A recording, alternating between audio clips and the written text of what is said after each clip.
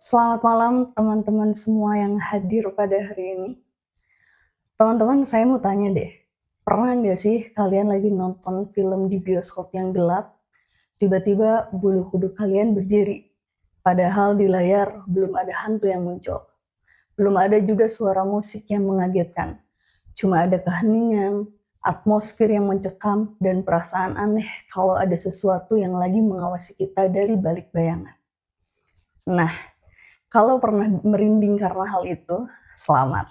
Berarti kalian sedang merasakan sihir yang namanya horor psikologis. Di kesempatan kali ini, saya ingin mengajak kita semua mengobrol santai tetapi mendalam tentang bagaimana industri film Indonesia sebetulnya sudah jauh berevolusi.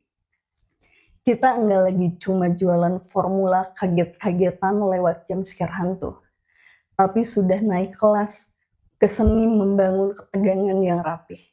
Dan malam ini kita akan membedah tren keren lewat kacamata sang maestro Joko Anwar, khususnya elemen-elemen menarik yang ada di serial Nightmare and Daydreams atau eksperimen sinematik beliau dalam film Ghost in the Shell.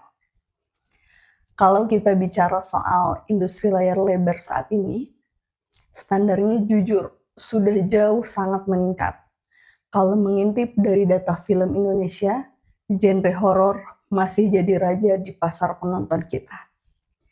Tapi menariknya, Joko Anwar datang dan membawa genre ini ke level yang berbeda. Beliau tidak cuma memikirkan berapa banyak jumlah penonton yang datang ke bioskop, tapi fokus pada bagaimana membangun atmosfer dan mengembangkan karakter biar kualitas film lokal kita ini punya harga diri dan martabat yang tinggi. Lalu apa sih rahasianya kok bisa bikin penonton ikutan gelisah sepanjang film? Jawabannya ada di detail teknis produksi. Di film-film beliau, ketegangan itu dibangun lewat dua senjata utama.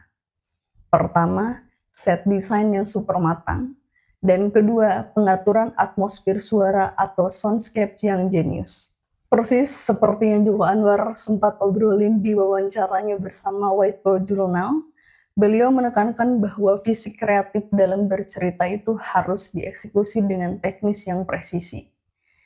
Biar pesan dan rasa ngeri di naskahnya sampai langsung ke penonton. Kerennya lagi, kualitas ini bukan cuma klaim sepihak dari kita sebagai penonton lokal.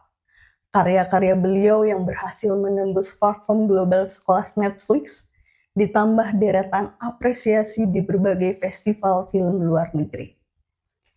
Ini jadi bukti valid kalau sinema Indonesia sudah mulai diakui dunia. Bahkan kalau kita cek skor dari agregator kritik film, posisi kualitas film kita ini terbukti mampu bersaing di standar global. Jadi kesimpulannya, evolusi horor psikologis yang kita lihat sekarang adalah bukti nyata kalau sineas Indonesia itu sangat mampu bikin karya yang cerdas, punya nilai seni yang tinggi, tapi di waktu yang sama tetap laku keras di pasaran. Khusus buat kita semua sebagai sesama mahasiswa, ayo kita jadikan pencapaian industri saat ini sebagai bahan bakar semangat. Jangan bosan untuk terus belajar dan menggali teknik penceritaan yang lebih dalam lagi. Sebab pada akhirnya, film itu bukan sekedar hiburan visual yang lewat begitu saja, melainkan sebuah pengalaman emosional yang dirancang lewat ketelitian seni yang luar biasa. Mari kita terus dukung dan apresiasi karya anak bangsa agar sinema Indonesia bisa semakin bersinar di panggung internasional. Terima kasih, selamat malam.